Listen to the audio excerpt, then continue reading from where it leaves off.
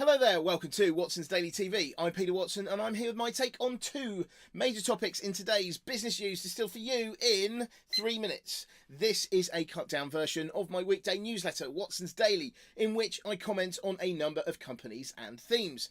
Can I beat this buzzer? Today I'm going to talk about Boeing and e-cigarettes. Boeing's troubles are getting worse following the terrible Ethiopian air crash on the weekend. The US Federal Aviation Administration has now grounded all Boeing 737 MAX jets and is banning them from US airspace as investigations continue to take place about the cause of the accident.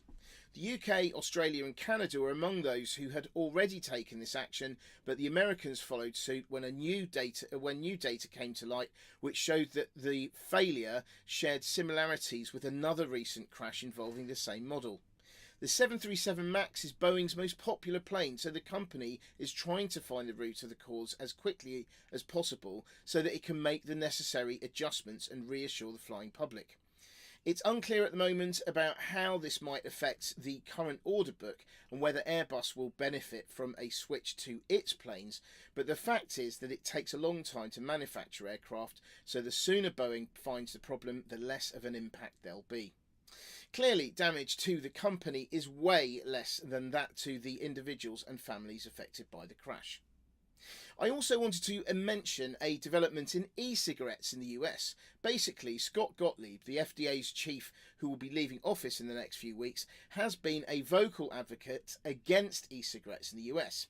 He has now implemented a ban on convenience stores and petrol stations from selling most flavours of e-cigarettes and will potentially roll out other directives that initially came to light in November. He said that if underage vaping continues to increase, the FDA would consider an outright ban on all pod-based vaporizers, which is bad for Juul, which currently has a massive 73% market share in the US, but all tobacco companies who have exposure to e-cigarettes will be keen to see whether Gottlieb's successor shares his zeal when it comes to e-cigarettes and menthol ones.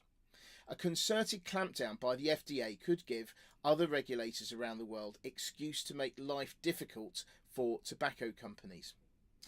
Other than that, in today's edition of Watson's Daily, I talk more about May's woes, Spotify's complaint against Apple, YouTube Music's launch in India, Starbucks battle in China, and Morrison's dividend increase, among other things. Anyway, Watson's Daily is intended to give you the essence of the day's commercial news with opinion. You can read the whole thing in anything between 1 and 7 minutes, so please go to watsonsdaily.com to find out more if you're interested. See you tomorrow, and thanks for watching. Watson, out.